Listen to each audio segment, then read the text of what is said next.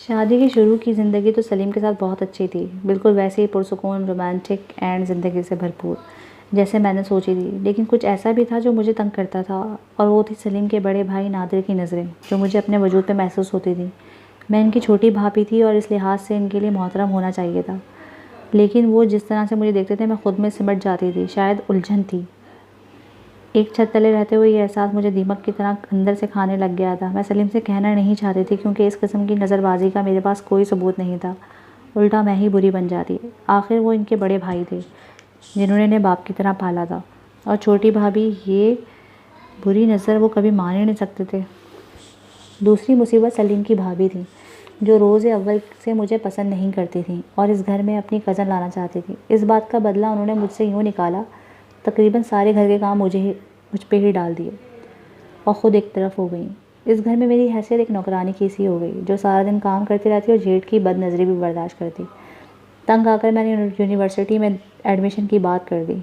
यूँ मैं घर में ज़्यादा से ज़्यादा बाहर रहकर कुछ तो इनकी नज़रों के हिसार से बच सकती थी।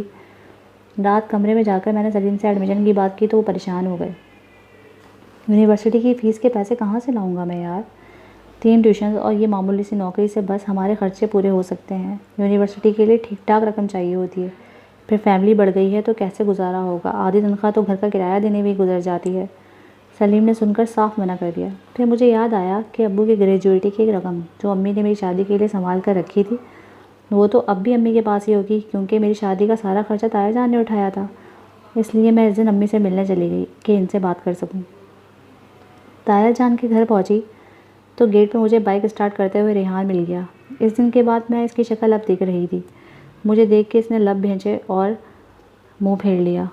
वो पहले से बहुत ज़्यादा कमज़ोर हो गया था। आंखों के गिर्द यूँ हल्के पड़े थे जैसे कई सालों से सोया ना था। सेहत भी ऐसी गिरी हुई जैसे नशा करता हो। मेरा दिल ज़ोर ज़ोर से धड़का, लेकिन इसे मुखातिब करने की मुझ में हिम्मत नहीं थी। हिम्मत होती भी तो कैसे, और वो तो शायद मेरी शक्ल देखना ही नहीं चाहता था। इस भले मानस इंसान ने तो एक बार भी मुझसे नहीं पूछा कि मैंने इसे यूँ बदनाम क्यों किया, जबकि वो मुझसे ऐसे वैसे कोई मैसेज नहीं करता था। ना जाने वो इतना सीधा क्यों था। शायद इसके सीधेपन का मैंने गलत फ़ायदा उठाया था। पछतावे ने नए सिरे से जन्म लिया जैसे ही मैं ऊपर पोषण की तरफ बढ़ गई। अम्मी मेरे आने की वजह जान के सोच में पड़ गई। आगे पढ़ के क्या करोगी अंजिला? अपने घर पे ध्यान दो। यूँ भी तुम्हारी जेठानी मुझे इस शादी से खुश नहीं लगती। इनके दिल में जगह बनाने के लिए तुम्हें मेहनत करनी चाहिए, या फिर सलीम की माली मुआवनत के लिए कोई नौकरी कर लो।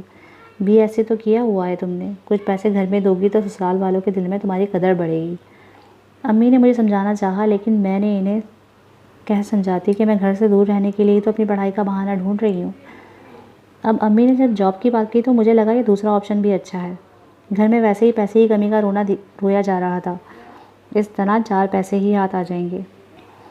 ताया जान आते रहते हैं। अम्मी तो अब अकेली पड़ गई थी। इनकी तन्हाई के ख्याल से मैंने पूछ लिया। रोज़ाना 2 चक्कर लाजमी लगा कर जाते हैं। मुझे तसल्ली हुई। मैं चाय बनाकर लाई तो 2 प्यालियों में निकालने लगी, और ताई वो कभी नहीं आई। अम्मी का लहजा तकलीफ़ लिए हुए था, और इस तकलीफ़ से मुझे तकलीफ़ हुई थी। मेरी वजह से हंसता बसता घर उजड़ गया था। आप ही चली जाया करें, वो बीमार है शायद। शादी में भी कितनी कमज़ोर लग रही थी। चाय की प्याली उठाते हुए मैंने एक कप अम्मी की तरफ बढ़ाया और दूसरा खुद उठाया। बस दिल का आर्जा लाहक हो गया है ना। तभी अम्मी की बात में बिल्कुल साकित रह गई। चाय की प्याली हाथ में ही थमी रह गई। हार्ट प्रॉब्लम कब से हो गई ताई को? जिनकी औलादें ऐसी होती हैं इन्हें हार्ट प्रॉब्लम हो ही जाती है। तअस्सुफ़ से अम्मी ने चाय का घूंट भरा तो हलक में मेरे अंदर तक कड़वा हो गया। मेरे दिल किया अम्मी के हाथ जोड़ूं कि ऐसा मत कहें, औलाद इनकी नहीं आपकी ऐसी निकली है। लेकिन मैं कभी नहीं कह सकती थी। आपको जाना चाहिए इनसे मिलने। मैं तो रोज़ जाती हूँ मिलने। अम्मी की बात पे मैं ठटकी। इतना अर्सा तो नहीं हुआ था इस बात को कि अम्मी ने इनसे मरासिम बढ़ा लिए थे। चलो अच्छा ही हुआ था। दोनों घराने फिर से एक हो गए थे। मेरी अम्मी यूँ भी अकेली थी। अगर इन्हें अपनों का साथ मिल रहा था तो इससे अच्छी क्या बात हो सकती थी। अच्छा करती हैं बहुत। होने रिश्ते यूँ छोड़े नहीं जा सकते। ये मैं कह रही थी। मुझे अपना कहा जुमला ही बेगाना लग रहा था। रेहान नज़र आया था आज। मैंने यूँ ही तस्करा छेड़ दिया। अम्मी खामोश रहीं। सदियों का बीमार दिखाई दे रहा था। अम्मी ने गहरी सांस भरी। बीमार ही रहता है, नौकरी भी ख़त्म हो गई है। घर से बाहर रहता है या घर आके अपने कमरे में बंद। किससे ना बोलता है ना चालता है, ना किसी के साथ बैठता है। तुम्हारी ताई को इसी का गम खा रहा है। मुझे दिल से अफसोस हुआ था। ताई इसकी शादी क्यों नहीं कर देती? बीवी आएगी तो संभल जाएगा। शादी का नाम भी तो सुनना नहीं चाहता। अम्मी की बात पे मैं चुप हो गई। इसकी हालत देख के सोचती हूँ क्या मुजरिम ऐसे हुआ करते हैं। खुद को सज़ा देने वाला मुजरिम तो मैंने पहली बार देखा है। मैं हनूस खामोश थी, बस चाय पी रही थी। कहीं हमसे कोई गुनाह तो नहीं हो गया अंजला। मैंने घबरा के अम्मी की तरफ देखा जो मुझे ही देख रही थी और जल्दी से नज़रें चुरा लीं। गुनाह तो मुझसे ही हुआ था, लेकिन इसकी तलाफ़ी मुमकिन नहीं थी। कैसे बातें कर रही हैं अम्मी? जो हुआ इसमें हमारी क्या गलती? अम्मी से नज़रें मिलाकर अब मैं झूठ बोलने की हिम्मत नहीं कर रही थी। पहले ही मेरा झूठ तबाही ला चुका था। अम्मी मेरी बात पर मज़ीद किसी किस्म का तबसरा नहीं किया। चाय पीकर एक बोझ दिल पर लिए मैं अपने घर लौट आई। नौकरी का नाम सुनते ही भाभी ने घर में ऐसा तूफ़ान बर्पा कर दिया कि मेरी नौकरी करने की सूरत में घर के काम तमाम जिम्मेदारी फिर से भाभी पे आ जाती, इसलिए वो इस हक़ में नहीं थी। मुझसे शादी करके सलीम पहले ही भाभी की नाराज़गी मोल चुका था। अब मज़ीद इन्हें नाराज़ नहीं करना चाहता था, इसलिए मुझे मना कर दिया। मैं कमा रहा हूँ ना, तुम घर पर रह के भाभी का हाथ बटाओ, इस तरह तुम्हारी तरफ से इनका दिल बुरा नहीं होगा। लेकिन सलीम, लेकिन कुछ नहीं यार, मैं भाभी को तुम्हारे शौक़ के खातिर मज़ीद नाराज़ नहीं कर सकता। मोहब्बत का ये मतलब नहीं है मेरे नज़दीक कि मैं बाकी रिश्तों से अंधा हो जाऊँ। मुझे सबको देखना है। मेरे पास कुछ कहने को बचा ही नहीं था। नादिर भाई की नज़रें मेरे वजूद के आर पार उतरते हुए मेरा दिल खून खौल जाता। लेकिन मैं सहती रही, किसी किस्म का शिकायत सलीम तक ना पहुँचे।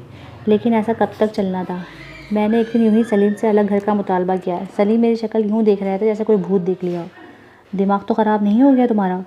इसमें ख़राब दिमाग होने वाली क्या बात है? वैसे भी घर किराए का है, आपका अपना तो नहीं है कि बदला ना जा सके। कल को हमारी फैमिली बढ़ेगी, हमें बड़ा घर तो चाहिए ही होगा ना। कब तक हम भाई भाभी के साथ जुड़ कर बैठे रहेंगे? मैंने अपनी तरह इन्हें समझाने की कोशिश की, लेकिन वो ऐसा कुछ सुनना ही नहीं चाहते थे। फैमिली कितनी ही क्यों ना बढ़ जाए, मैं हमेशा भाई भाभी के साथ ही रहूँगा। ये घर तुम्हें छोटा लगता है तो हम बड़ा ले लेंगे, लेकिन ये कभी सोचना भी मत कि भाई भाभी से अलग रह सकता हूँ। वो मेरे भाई नहीं, बाप हैं, और मैं इन्हें क्या बताती कि इनका बाप मेरे साथ क्या कर रहा है। इन्हीं दिनों जब मैं अम्मी से मिलने गई तो मुझे पता चला कि रेहान की बात पक्की हो गई है। ताई ने अपने रिश्ते की भतीजी से बात तय की थी। अम्मी मुतमईन थी कि लड़की बहुत अच्छी थी, पढ़ी लिखी और समझदार है। मेरे अंदर ना जाने क्यों एक खलिश से सर उठाने लगी। रेहान मान गया है? भाईशाही का सीगा तो मैंने कब का इसके नाम के साथ लगाना छोड़ दिया था। ना जाने क्यों मुझे लगा कि अब एक मुद्दत तक शादी के लिए नहीं मानेगा, लेकिन ये मेरा ख़याल गलत साबित हुआ था। वो माना ही तो है, तुम्हारी ताई ने रिश्ता पक्का किया है। अम्मी ने अपनी पुरानी अलमारी में न जाने कब के जमा किए रेशमी कपड़े निकाल रही थी रेहान की बरी में रखने के लिए। वो चच्ची थी तो इनका भी कुछ फ़र्ज़ था। और लड़की वाले इस बारे में जानते हैं कि हमारा रिश्ता क्यों ख़त्म हुआ था। मुझे खरीदने का कोई हक़ नहीं था, ये सब कहने का भी कोई हक़ नहीं था, फिर भी मैं कह रही थी। अम्मी के कपड़ों को तह लगाते हाथ रुके थे। उन्होंने मुझे बहुत गहरी नज़रों से देखा था। मैं इनकी नज़रों से ही सटपटा गई थी। बेहतर होगा अगर वो कुछ ना ही कहती, लेकिन फिर भी वो कह गईं, क्या तुम ये चाहती हो कि इन्हें पता चले? मैं भला क्यों चाहूँगी अम्मी? मैं हकला कर रह गई। बस यूँ ही पूछा था। अम्मी ने गलत मतलब निकाल लिया था। इसने ज़रूरत से ज़्यादा सज़ा काट ली है अपनी गलती की अंजिला। अब तक भाईजान इससे बात नहीं करते। मर मर कर इसकी नौकरी लगी है, कुछ सेहत बहाल हुई है। मुश्किल से शादी के लिए माना है, वो भी तुम्हारी ताई के हाथ जोड़ने पर। अब क्या वो सारी ज़िंदगी इसी गुनाह का तावान भरता रहेगा? कभी गलती से भी ऐसी गलती मत करना कि रेहान की बीवी या इसके ससुराल में इस बात की भनक भी पड़े कि ये रिश्ता क्यों टूटा था। ये इन दो घरों की बात है, हमें यहीं तक रहने दो। मैं खामोशी से इनके निकाले कपड़े पर हाथ फेरने लगी। सर झुका तो झुका ही रह गया।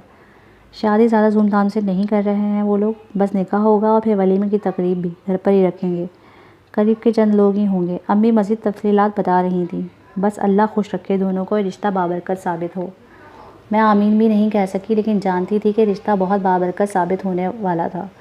जिस इंसान ने इतना बड़ा बहुतान सहा है, दुख उठाया हो, इतनी तकलीफ़ से गुजरा हो, इसके साथ अब तो बड़ों की दुआएं शामिल होंगी, लेकिन इसकी तकलीफ़ों की वजह से अल्लाह ने यकीनन इसके लिए राहतें ही लिखी होंगी। उस दिन मैं बहुत बोझल दिल लिए घर लौटी। मुझे पहली बार लगा अगर मैं सलीम के साथ नाखुश नहीं हूँ तो कोई ख़ास खुश और मुतमईन भी नहीं हूँ। शायद इसीलिए मैं बहुत दिल दुखा कर, खुशियाँ उजाड़ कर अपनी ज़िंदगी बसाने चली थी, और बदले में मेरा दिल भी खुश नहीं था। जिन खुशियों की मैं तलबगार थी वो मेरे नसीब से निकाली जा चुकी थी। लेकिन मैं रेहान के लिए पहली बार खुश थी। मैंने इसके साथ जितना गलत किया था, इसके साथ इतने ही अच्छा होना ज़रूरी था।